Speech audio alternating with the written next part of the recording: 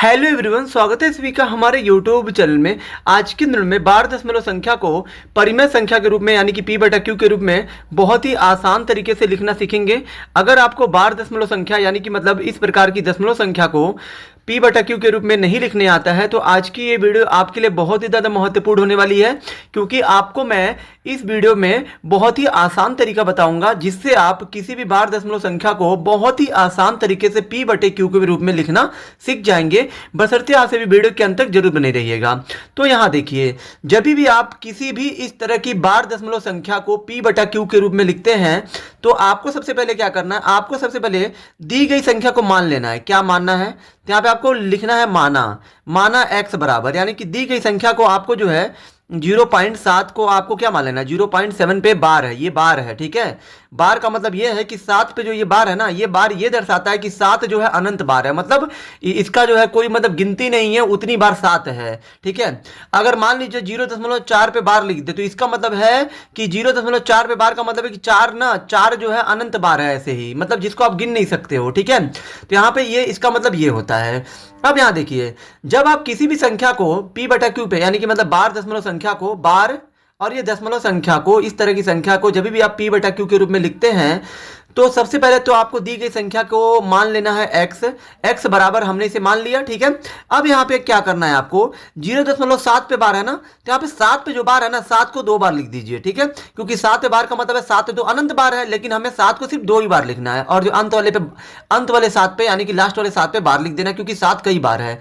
अब इसको आपको समीकरण 1 मान लेना है। ठीक है, अब जब आप समीकरण 1 मान लेते हो उसके बाद आपको क्या करना है, उसके बाद आपको समीकरण यहाँ पे समीकरण एक में आपको जो गुणा करना है, किसने से गुणा करोगे, तो यहां देखिए दशमलव के लिए यहां पे 1 लिख दीजिए, और दशमलव के बाद ऐसा कितना अंक है जिसपे बार नहीं है, तो यहां पे ये वाला 7 पे यहां पे देखिए बार है, यहां पे नहीं है, यानी कि इस मतलब एक अंक पे बार नहीं है, इस 7 पे बार नहीं है, और वो सिर्फ हमारा एक ही अंक है, तो इसके लिए 1 0 बढ़ा दीजिए।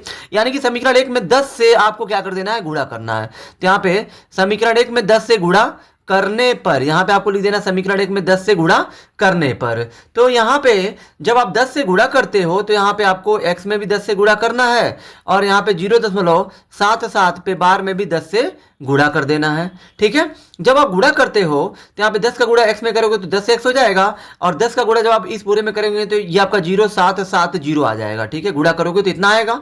अब यहाँ देखिए, दशमलव के बाद कितना अंक है, तो 1 2 अंक है, तो यहाँ पे पीछे से उतने अंक पे दशमलव लग जाता है गुणा करने के बाद, क्योंकि दशमलव का गुणा आपको जो आता ही होगा। तो फिर यहाँ पे पीछे से 2 अंक गिन लीजिए, 1 और ये 2, यहाँ पे दशमलव लग जाएगा, और ये लास्ट वाले 7 पे बार है तो यहाँ पे भी लास्ट वाले 7 पे बार रहेगा। अब यहाँ देखिए, ये आपका 10x हो गया बराबर, देखिए किसी भी संख्या के आगे 0 का कोई महत्व नहीं होता है, तो ये 0 आपका हट जाएगा। ठीक है, और दशमलव, अब ये 7 पे बार है ना, तो 7 को आप क्या करिए, 2 बार लिखिए। जिस तरह से यहाँ पे आपने दशमलव के बाद 7 पे बार था तो 7 को आपने 2 बार लिखा, तो यहाँ पे भी दशमलव के बाद 7 पे बार है तो 7 को 2 बार लिख दीजिए, और अंत वाले 7 पे बार कर दीजिए, क्योंकि ये 7 सिर्फ 2 ही बार नहीं है, 7 कई बार है, लेकिन हमने सिर्फ 2 बार इसलिए लिखा क्योंकि सिर्फ हमें 2 ही अंक से मतलब है। अब ये समीकरण 2 हो जाएगा।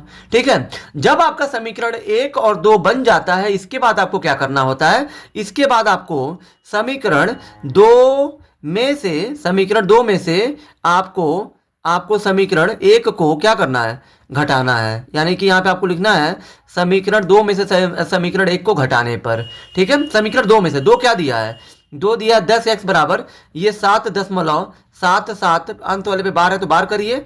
अब यहां देखिए, 1 को घटाना है तो 1 क्या दिया है, तो 1 आपका दिया है x दिया है, तो यहाँ पे x लिखिए बराबर, यहाँ पे क्या दिया है 0.77 पे बार कर दीजिए, और यहाँ पे ऐसे एक लाइनिंग खींच दीजिए। ठीक है, यहाँ पे x के साथ कुछ नहीं है तो 1x है ये। ठीक है, अब यहाँ देखिए, अब ये हम लोग जो घटा क्यों रहे हैं समीकरण 2 में से 1 को, तो 2 ये है तो 2 लिखा गया, 1 को घटाना तो 1 जो नीचे हो गया।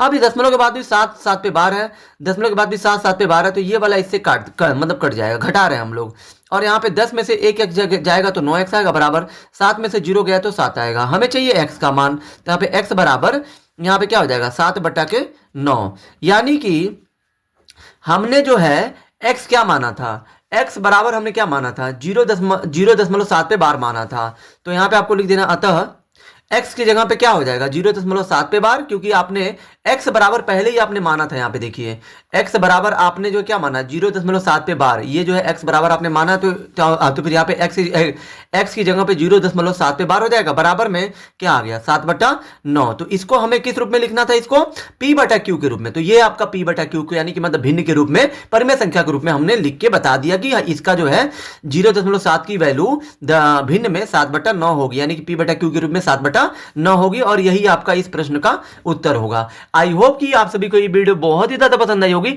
अगर आप हमारे चैनल पर नए हैं तो हमारे चैनल को लाइक, सब्सक्राइब और शेयर जरूर करें, जिससे आने वाली वीडियो की नोटिफिकेशन आपको मिलती रहे।